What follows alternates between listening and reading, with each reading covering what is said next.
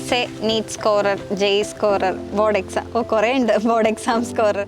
അപ്പോൾ കുട്ടികൾക്കൊക്കെ ഒരു കൗതുകമായിരിക്കും, എങ്ങനെയാണ് ഇതൊക്കെ കൂടെ ഒന്ന് തന്നെ മാനേജ് ചെയ്യാൻ പറ്റുന്നില്ല എന്നാണ് എല്ലാ കുട്ടികളുടെയും പരാതി. Hi, hello, congratulations. Thank you.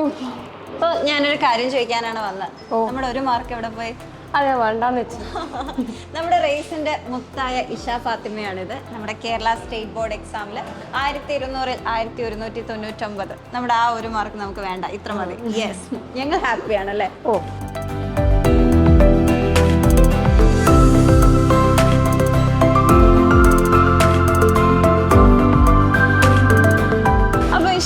ഓ, എന്തായാലും ഒരുപാട് നാളത്തെ ഒരു കഠിന പരിശ്രമം കൊണ്ടാണ് ഇത്രയും നല്ലൊരു മാർക്ക് മേടിച്ചത്.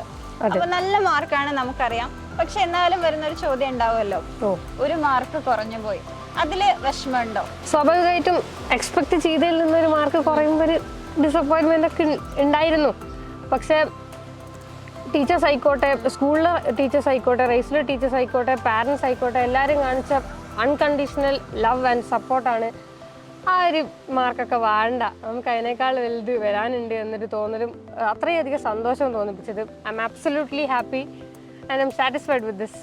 അപ്പോൾ എന്തായാലും ഇത്രയും നല്ല മാർക്സ് വാങ്ങണമെങ്കിൽ തീർച്ചയായിട്ടും അതിന് പിന്നിൽ നല്ല രീതിയിൽ പ്രിപ്പയർ ചെയ്തിട്ടുണ്ടാകും. അപ്പോൾ എങ്ങനെയാണ് പഠിത്തമൊക്കെ മുന്നോട്ട് കൊണ്ടുപോയത്? ഏത് രീതിയിലാണ്? റേസിൽ വെക്കേഷനിലെ ക്ലാസ്സൊക്കെ സ്റ്റാർട്ട് ചെയ്തുകൊണ്ട് സ്കൂളിൽ നിന്ന് ചാപ്റ്റർ കേൾക്കുന്നതിന് മുമ്പേ റേസിന് ഒരു വട്ടം കേട്ടിട്ടുണ്ടാവും. അതിനുശേഷം സ്കൂളിൽ പോയിട്ട് ചാപ്റ്റർ ഒന്ന് കേൾക്കും. പിന്നെ എന്തെങ്കിലും ഡൗട്ട് വരികയാണെങ്കിൽ ഡൗട്ടൊക്കെ ക്ലിയർ ചെയ്ത് പിന്നെ എൻട്രൻസ് ലെവലിൽ ക്വസ്റ്റ്യൻ ഒക്കെ ചെയ്യുന്നതുകൊണ്ട് ഓൾമോസ്റ്റ് ചാപ്റ്റർ ആപ്ലിക്കേഷൻ ലെവലിൽ തന്നെ തറോ ആയിട്ടുണ്ടാവും. അതുകൊണ്ട് സ്റ്റേറ്റ് ബോർഡ് ക്വസ്റ്റ്യൻസ് എനിക്ക് അത്ര പ്രയാസമായിട്ട് തോന്നിയിട്ടില്ല. അപ്പോൾ പ്രിപ്പറേഷൻ സമയത്ത് ഇഷയുടേതായ രീതിയിലുള്ള എന്തെങ്കിലും മെത്തേഡ്സോ അങ്ങനെ എന്തെങ്കിലും ഉണ്ടായിരുന്നോ? എനിക്ക് കേട്ട് പഠിക്കാനാണ് കുറച്ചുകൂടെ താല്പര്യം. സോ റേസ് ഓൺലൈനിലെ ക്ലാസ്സസ് ഞാൻ നന്നായി യൂട്ടിലൈസ് ചെയ്തിട്ടുണ്ട്. ഡൗട്ട്സ് ഒക്കെ വരുമ്പോൾ റേസ് ഓൺലൈനാണ് ഞാൻ കാര്യമായിട്ട് യൂസ് ചെയ്യൽ. പിന്നെ റേസിൻ്റെ മെറ്റീരിയൽസ് അടിപൊളിയാണ്. റേസിൻ്റെ മെറ്റീരിയൽസ് വെച്ചിട്ടാണ് ഞാൻ ഓൾമോസ്റ്റ് ഒക്കെ ക്വസ്റ്റ്യൻസ് ഒക്കെ ചെയ്തതും കോൺസെപ്റ്റ് അഡീഷണൽ ആയിട്ട് വേണമെങ്കിൽ റെഫർ ചെയ്തതും ഒക്കെ. NCERT ലെവലും അല്ലെങ്കിൽ അതിനേക്കാൾ കൂടുതൽ എൻട്രൻസിന് ആവശ്യമുള്ളതൊക്കെ മെറ്റീരിയൽ ഉള്ളതുകൊണ്ട് പുറത്തുള്ള ബുക്സ് ഒന്നും ഞാൻ അധികം യൂസ് ചെയ്തിട്ടില്ല. റേസിൻ്റെ മെറ്റീരിയൽ എന്നാണ് കാര്യമായിട്ട് യൂസ് ചെയ്തത്. അത് നല്ല ഹെൽപ്പ് ചെയ്തിട്ടുണ്ട്. അപ്പം ഞാൻ തുടക്കത്തിലെ മെൻഷൻ ചെയ്യാത്തൊരു കാര്യമുണ്ട്. നമ്മുടെ ഇഷ നീറ്റ് ആണെങ്കിലും ജെഇ ആണെങ്കിലും അത്യാവശ്യം നല്ല മാർക്ക് സ്കോർ ചെയ്ത് നിൽക്കുകയാണ്. കൂടെ നമ്മുടെ സ്റ്റേറ്റ് ബോർഡ് എക്സാമിലും നല്ല മാർക്ക് സ്കോർ ചെയ്തു. അതുകൊണ്ട് തന്നെയാണ് നേരത്തെ പറഞ്ഞ ആ ഒരു മാർക്കൊക്കെ പോട്ടെ, നമ്മൾ ഓൾറെഡി കുറേ കാര്യങ്ങൾ അച്ചീവ് ചെയ്ത് നിൽക്കുകയാണ് എന്നുള്ളത്. അപ്പോൾ എങ്ങനെയാണ് നീറ്റ്, ജെഇ, ബോർഡ് എക്സാംസ് എല്ലാം കൂടെ എങ്ങനെയാണ് ഇത്രയും അച്ചീവ്മെന്റ് നേടുക എന്ന് പറയുന്നത്? പ്രിപ്പയർ ചെയ്തു. അപ്പോൾ ഈ പ്രിപ്പറേഷൻസ് ഒക്കെ എങ്ങനെ മാനേജ് ചെയ്തു? അത് ഇതിൻ്റെ പിന്നിലെ മെയിൻ മോട്ടീവ് എന്താണെന്ന് വെച്ചാൽ എനിക്ക് റിപ്പീറ്റ് ചെയ്യാൻ വലിയ താല്പര്യമില്ല.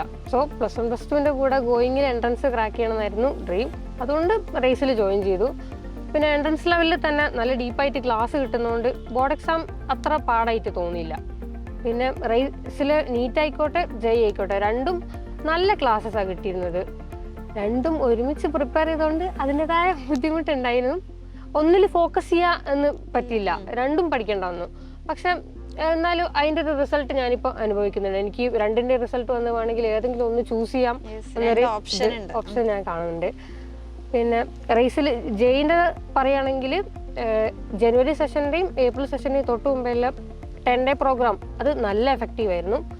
ഡിസ്കസ് ചെയ്ത കോൺസെപ്റ്റുകൾ ഒക്കെ ഒരു റിവിഷൻ മൂഡിലൊക്കെ കിട്ടി. ഓൾമോസ്റ്റ് സിമിലർ ലെവലിലുള്ള ക്വസ്റ്റ്യൻസ് ആണ് കണ്ടത് എക്സാമിനും. സോ അത് നല്ല എഫക്റ്റീവായിട്ട് തോന്നി. പിന്നെ നീറ്റിനായിക്കോട്ടെ ലാസ്റ്റിൽ ഒരു മാസത്തോളം നടന്ന എയിംസ് ബാച്ചിൻ്റെ കൂടെയുള്ള ഫുൾ ടോപ്പിക് എക്സാംസ് നല്ല അടിപൊളിയായിരുന്നു. കുറേ തെറ്റിച്ചു തുടക്കത്തിലൊക്കെ എക്സാംസിന്, പിന്നെ റെഡിയായി വന്നു. അവസാനത്തോട്ടുള്ള എക്സാംസിലൊക്കെ മോക്ക് ടെസ്റ്റിനൊക്കെ നല്ല മാർക്ക് കിട്ടി. അത് നല്ല കോൺഫിഡൻസ് തന്നു. പിന്നെ റേസിലെ മെൻറ്റർമാരായിക്കോട്ടെ ഫാക്കൽറ്റീസ് ആയിക്കോട്ടെ എല്ലാവരും ഒരു ഫാമിലി പോലെയാണ്. നന്നായിട്ട് എല്ലാവരും സിൻസിയറായിട്ട് സപ്പോർട്ട് ചെയ്തു. എല്ലാവരും വെൽവിഷേഴ്സ് ആയിട്ട് തോന്നി. സോ ആ ഒരു സപ്പോർട്ട് തന്നെയാണ് എന്നെ ഇത്രയധികം വലിയ റിസൾട്ടിലേക്കൊക്കെ എത്തിച്ചത്. Thank you to the whole team of Race and my family and teachers from school. അപ്പോൾ നീറ്റിനും ഹൈ സ്കോർ ഉണ്ട്, ജെയ്ക്കും ഹൈ സ്കോറാണ്. അപ്പോൾ ഇതിലേത്?